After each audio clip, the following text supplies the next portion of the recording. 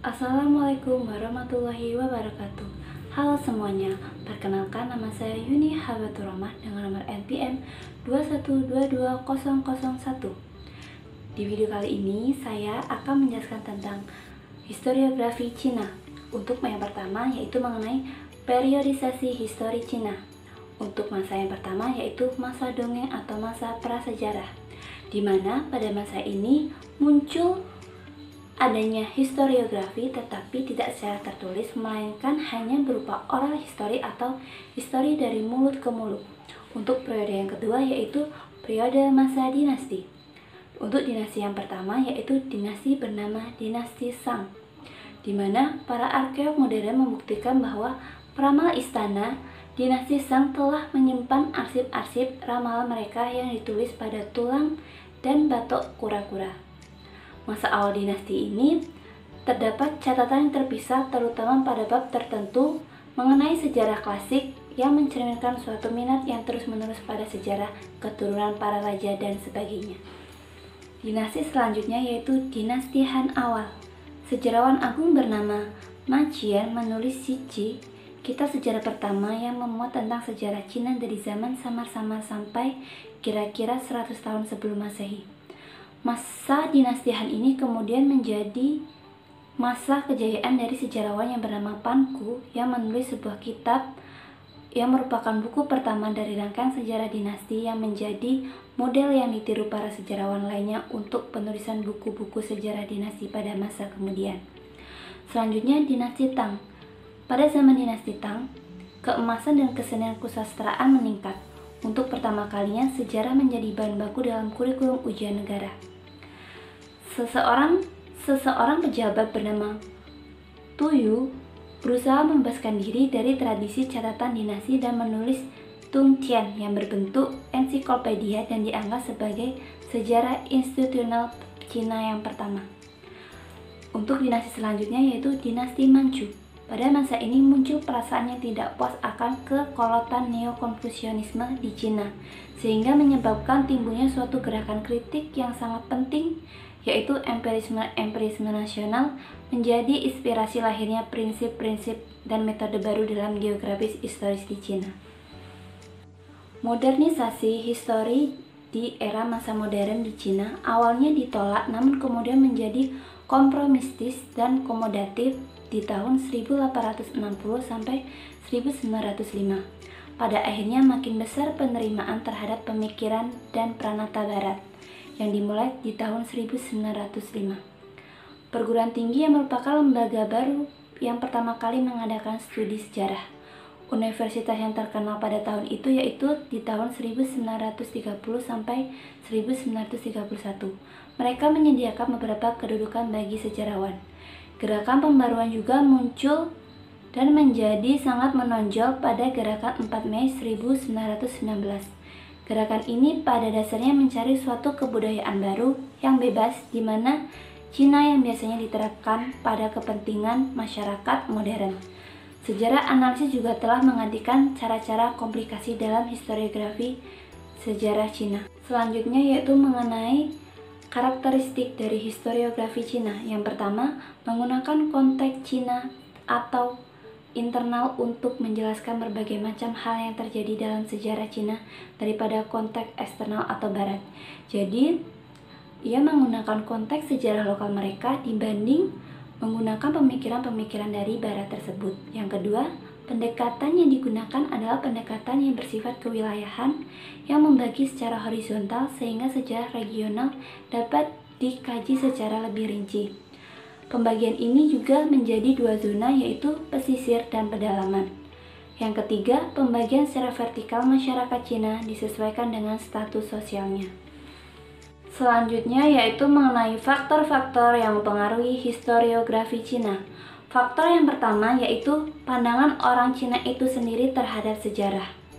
Jadi faktor ini sangatlah penting di dalam perkembangan Cina karena biasanya yang menulis historiografi Cina ini adalah orang Cina itu sendiri. Yang kedua, adanya etnosentrisme yang berasal dari isolasi kebudayaan di Tiongkok. Jadi hal tersebut dipengaruhi oleh kebudayaan di dalam Tiongkok tersebut atau Cina tersebut. Yang ketiga, pandangan bahwa ada suatu dinamika moral dalam berbagai kegiatan manusia. Dan yang terakhir, ruang lingkup penulisan sejarah Cina yang mungkin sangat. Baik teman-teman semua, kali ini saya akan melanjutkan mengenai materi yang telah disampaikan Mbak Yuni tadi.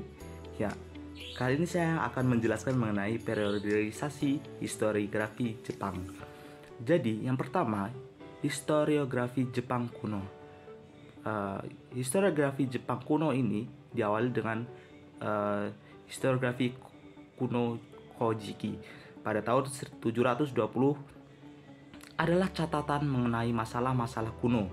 Kojiki menceritakan masalah rakyat Jepang dari zaman dewa-dewa melalui berdiri kekuasaan Yamato sampai dengan berakhirnya pemerintahan Ratu Suiko tahun 623. Nah, keluarga kekaisaran yang mengajukan haknya untuk berkuasa karena keturunan langsung dari Amaterasu, dewa matahari.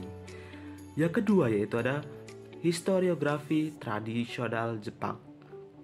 Nah, historiografi tradisional Jepang dapat dikategorikan menjadi tiga. Yang pertama ada pertengahan, ya, menjelaskan menjelang abad ke-12 karya-karya sejarah Jepang banyak dipengaruhi oleh konsep-konsep karma dan keselamatan dari Buddhis.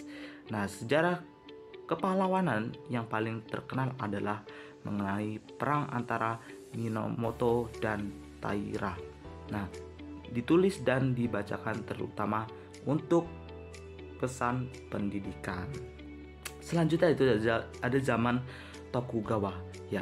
Masa Tokugawa dari tahun 1600 sampai dengan 1868 terjadi masa kebesaran penulisan sejarah Jepang sebelum zaman modern. Nah, yang terakhir yaitu ada zaman Meiji. Baik, kita melanjutkan materi selanjutnya yang itu mengenai historiografi modern. Ya, di mana zaman permulaan historiografi modern ditandai oleh hasil yang nyata menurut 4 garis besar tersebut. Apa saja garis besar tersebut? Yang pertama, yaitu ada kesempurnaan dari suatu metodologi sejarah modern. Yang kedua, yaitu ada penulisan studi-studi monografis secara khusus mengenai pranata dan aspek-aspek yang khas dari peradaban Jepang.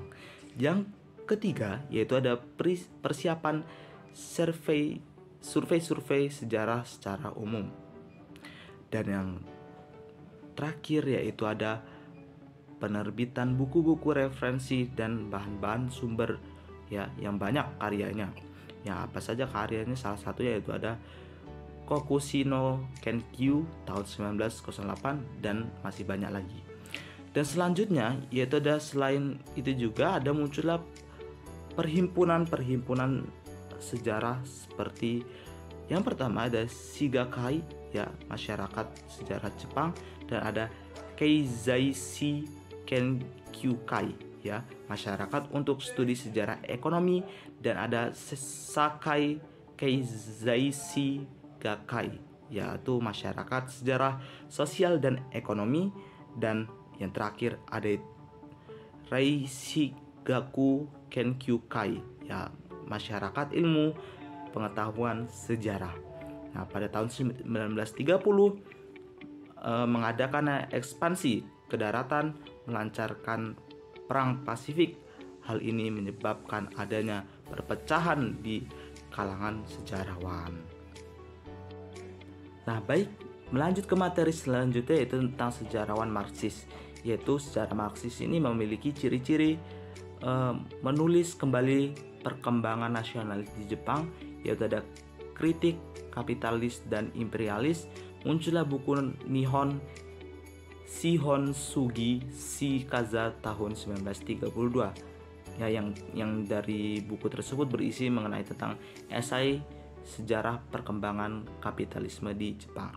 Dan selanjutnya yaitu ada poin B, yaitu sejarah nasionalis Jepang. Jadi sejarah nasionalis Jepang ini memiliki ciri-ciri yaitu sejarah untuk propaganda, ya, sejarah propaganda yang tentang keunggulan-keunggulan tanpa banding dan mitos-mitos, ya, Nah, next selanjutnya itu ada perkembangan historiografi Jepang semenjak tahun 1950 sampai dengan sekarang ini. Jadi terbitlah ensiklopedia ya, yang baru, sejarah-sejarah survei baru, dan karya-karya penelitian besar ya, yang dasar gitu ya. Seluruh literatur sejarah Jepang pada hakikatnya itu diperbarui ya, banyak yang direvisi dari dokumen baru yang menyusuri lebih dalam gitu ya, sampai masalah-masalah kecil dia mengenai kegiatan pemerintahan maupun ekonomi dengan kecermatan, dan yang terakhir yaitu ada ketetapan yang baru. Nah, yang sangat empiris dan sedikit sekali dipengaruhi oleh masalah-masalah yang penafsirannya. Oke. Mungkin itu saja penyampaian dari kelompok kami ya mengenai tentang video sejarah historiografi Cina dan Jepang ya. Mungkin ini saja yang dapat saya sampaikan. Saya akhiri. Wassalamualaikum warahmatullahi wabarakatuh.